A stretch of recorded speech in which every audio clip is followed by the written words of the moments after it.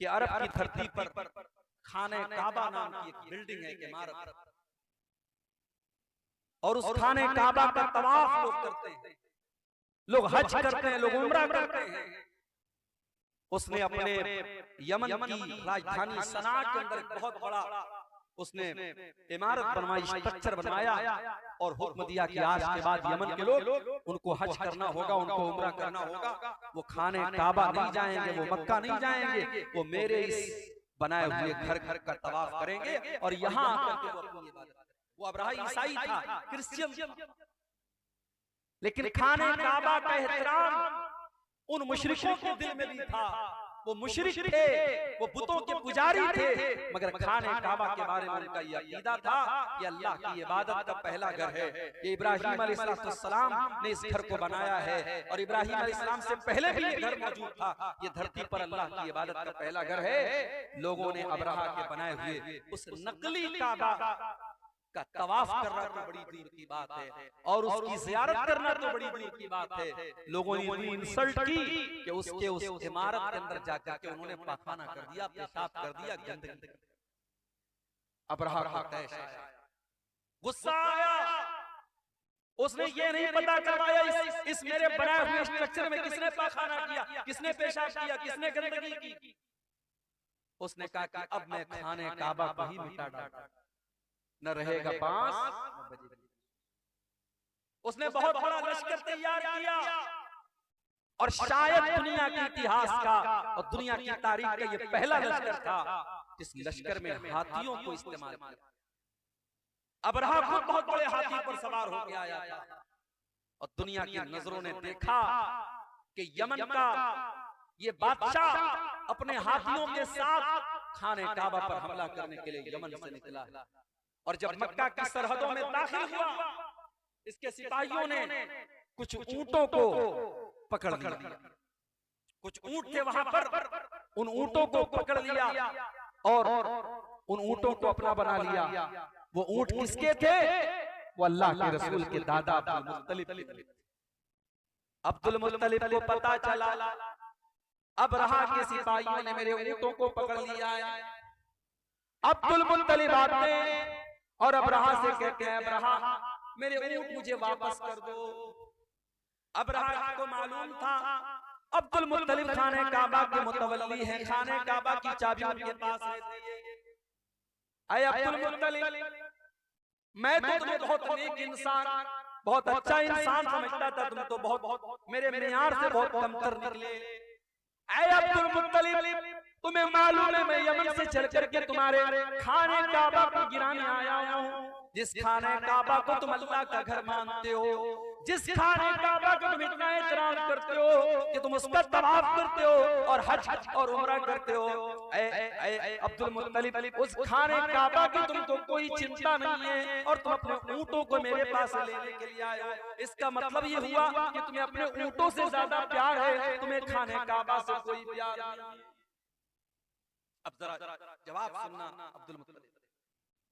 अब्दुल मुत्तलिब मुसलमान नहीं थे, उसी अपने खानदान के मजहब पर थे, अपने बाप दादा के मजहब पर थे, बुत परस्ती वाले मजहब पर थे, इस्लाम पर नहीं थे वो। लेकिन उन्होंने जो जवाब दिया वो जवाब बड़ा माकूल जवाब। कहा कि मैं ऊंटों का मालिक, ऊंटों की हिफाजत मेरे जिम्मे थी, इसलिए मैं अपने ऊंट लेने आया।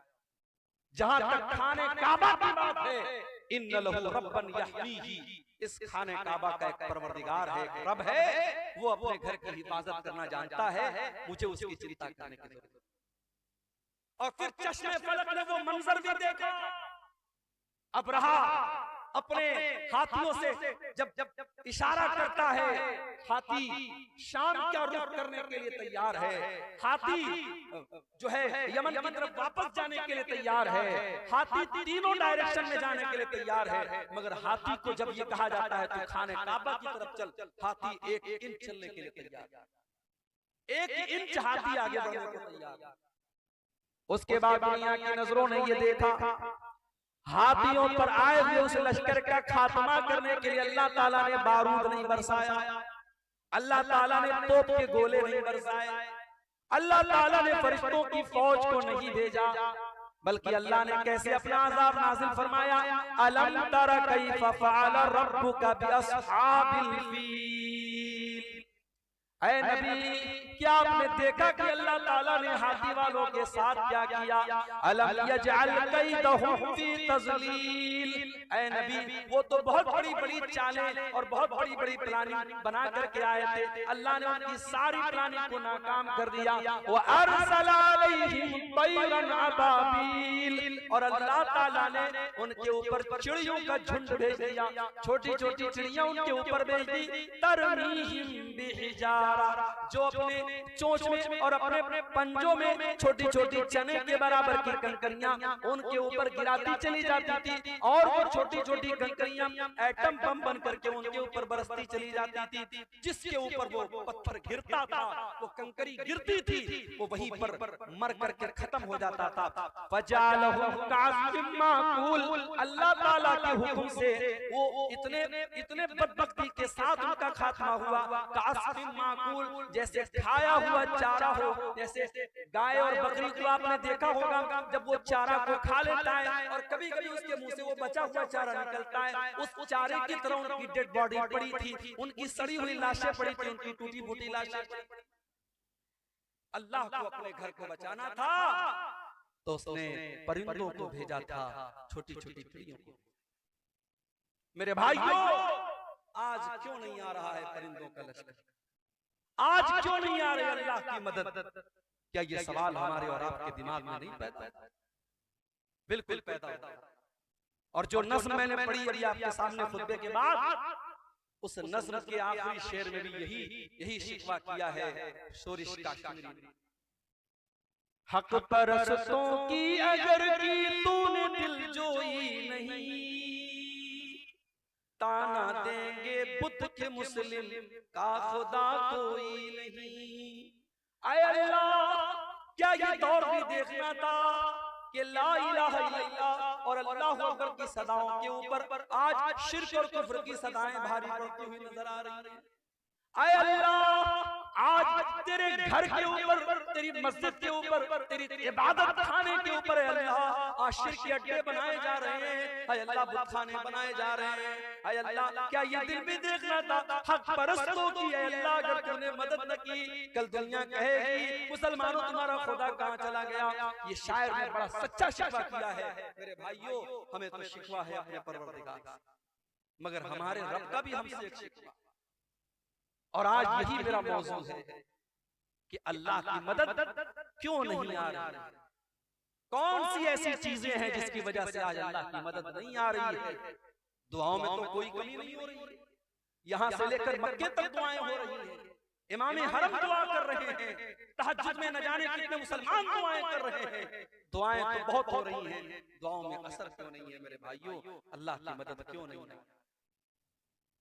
इस सवाल का जवाब कुरान में दे।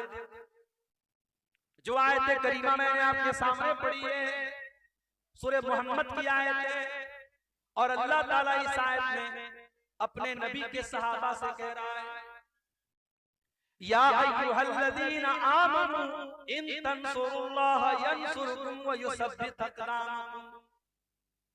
ऐ ईमान वालो, अगर तुम अल्लाह की मदद करोगे। अब यहाँ एक चीज और नोट करो, हमारी इतनी औकात नहीं कि हम अल्लाह की मदद, ना ना ना। अल्लाह की मदद का मतलब क्या है भाई? अल्लाह क्या हमारी मदद का मोहताज है? नहीं, मदद तो छोड़ दो।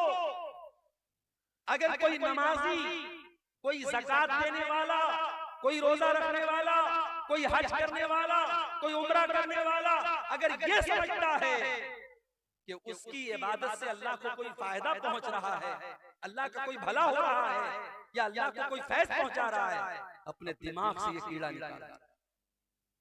अल्लाह के नबी फरमाते हैं, अल्लाह ताला कहता है, या इबादी, ऐ मेरे बंदो, लौ अन्ना अव्वलकुम व आखिरकुम व इंसकुम व जिन्नकुम कानू अला अत्का कल्बि रजुलिन वाहिदिन मिनकुम।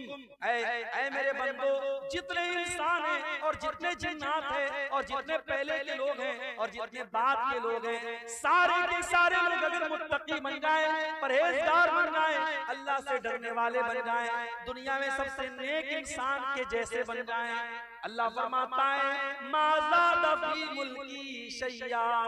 ऐ मेरे बंदो, तुम सबके सब मुत्तकी और परहेजगार बन जाओ, फिर भी मेरी सल्तनत में कोई इजाफा होने वाला नहीं है। और ऐ मेरे बंदो, कान खोल करके सुन लो, जितने आदम की औलाद है और जितने जिन्नात हैं और जितने पहले के लोग हैं और जितने बाद के लोग हैं, सबके सब मेरे नाफरमान हो जाएं, सबके सब अल्लाह की नाफरमानी करने लगे, गुनाह करने लगे, मान कसम मुल्की शैया, मेरी हुकूमत में, मेरी सल्तनत में, मेरी बादशाहत में कोई कमी आने वाली नहीं है।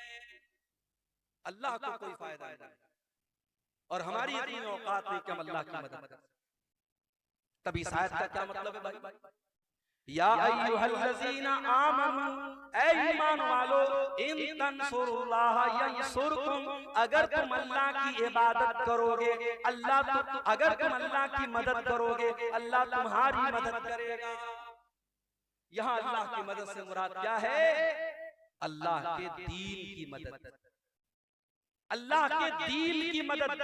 अगर तुम अल्लाह के दीन की मदद करोगे, अगर तुम इस्लाम की मदद करोगे, अगर तुम इस्लाम की हिफाजत करोगे, अगर तुम अल्लाह के दीन का ताउन करोगे, अगर अपने ताकत के जरिए, अपने माल के जरिए, अपने इल्म के जरिए, अपने जिस्म के जरिए तुम अल्लाह के दीन की मदद करोगे, अल्लाह तुम्हारी मदद करेगा। अब जरा मुझे एक सवाल का जवाब दो। ढोल बज्जा इस गांव का नाम है। मेरे भाइयों, जरा अपने दिलों पर हाथ रख के बताना, सुबह आंख खुलती है तब से लेकर रात में बिस्तर पे जाने के टाइम तक जरा गौर करना, हर शख्स गौर करे, हम अल्लाह के दीन की कितनी मदद करते हैं। हमारी जात के जरिए अल्लाह के दीन को क्या मिला? अपने लिए तो बहुत कुछ हमने कर लिया, बच्चों के लिए बहुत कुछ कर लिया, बीवी के लिए बहुत कुछ कर लिया, घर वालों के लिए बहुत कुछ कर लिया। हमारे 24 घंटों में हमने अल्लाह के दीन के लिए क्या किया? कितने मिनट हमने खर्च किया, कितना पैसा हमने खर्च किया, कितनी एनर्जी हमने खर्च की। मेरे भाइयों, अल्लाह की मदद ऐसे नहीं आएगी। इन तंसुरुल्लाह यंसुरकुम, जब तुम अल्लाह की मदद करोगे, अल्लाह तुम्हारी मदद करेगा। और अल्लाह तुम्हारी मदद ही नहीं करेगा, वो युसब्बित अक़दामकुम, बड़े से बड़ी सुपर पावर तुम्हारे सामने आ जाए, बड़े से बड़े हथियार तुम्हारे सामने आ जाए, तुम्हारे पैर के अंदर कभी लग़ज़श नहीं आएगी, अल्लाह तुम्हारे कदम को जमा करके रख देगा। और यही फर्क है मेरे भाइयों हमारे बीच में और नबी के सहाबा। नबी के सहाबा अल्लाह के दीन की मदद के लिए हर वक्त तैयार हैं। जरा जंग ओहद का मंजर देखो मेरे भाइयों। जंग ओहद में चंद मुसलमानों की गलती से जीती हुई जंग हार गए मुसलमान और सारा पासा पलट गया। अल्लाह के प्यारे नबी जख्मी हो गए। असल में बार बार ये जो भाई इसकी वजह से दबाव की इज्जत झुक जाती है। इसका क्या है, या तो इसको बार बार पकड़े रहे। जंग का पासा पलट गया और जीती हुई जंग मुसलमान हार गए। बड़े गौर से सुनना मेरे भाई, जंग मुसलमान हार गए, अल्लाह के नबी जख्मी हुए, आपका चेहरा लहूलुहान हो गया और 70 सहाबे किराम भी शहीद हो गए। ये सब कुछ कब हुआ? जंग ओहद के अंदर, ग़ज़वे ओहद के अंदर नबी मौजूद हैं और इस दुनिया के सबसे बेहतरीन लोग यानी मुसलमान सहाबे किराम मौजूद हैं। उसके बावजूद सहाबे किराम के रहते हुए और नबी के रहते हुए ये जंग मुसलमान हार गए। आज हमें और आपको क्या लगता है? अरे भाई ऐसा कैसे हो सकता है? जब हम अल्लाह के मानने वाले, अल्लाह के दीन पर चलने वाले, ऐसा कैसे पॉसिबल है? हमारी मस्जिदों के साथ कोई गलत कैसे कर सकता है? हमारी मस्जिदों पर कोई अन्याय कैसे हो सकता है? ये तो अल्लाह की इबादत का घर है। हमें ऐसा लगता है कि नहीं लगता? ये सवाल पैदा होता है। अब जरा सोचो मेरे भाई, हम तो बड़े गिरे पड़े मुसलमान, हम लोग तो बड़े गुनहगार मुसलमान हैं, सर से पैर तक गुनाहों में लथपथ हैं। सोचो जब सहाबा के दौर में ये हालत हुई है, एक गलती, सिर्फ एक गलती की है सहाबा ने, चंद सहाबा ने, जिनको अल्लाह के नबी ने तैनात किया था पहाड़ी के ऊपर, यहाँ से हटना नहीं, 50 लोगों को तैनात किया था। और जब जंग मुसलमान जीत गए और माले गनीमत को हासिल करने लगे तो उन 50 में से 40 सहाबा वहां से हट गए और सिर्फ 10 लोग बचे। और खालिद बिन वलीद रज़ी अल्लाह तआला अन्हु जो भी मुसलमान नहीं हुए थे, उन्होंने पीछे से हमला करके जीती हुई जंग का पासा पलट दिया और मुसलमान जंग। एक गलती की वजह से मुसलमान ये जंग हार गए। उसके बाद जब मुसलमान मदीना आए, पता चला कि मुशरिकीन मक्का बहुत बड़ा लश्कर लेकर के दोबारा हमला करने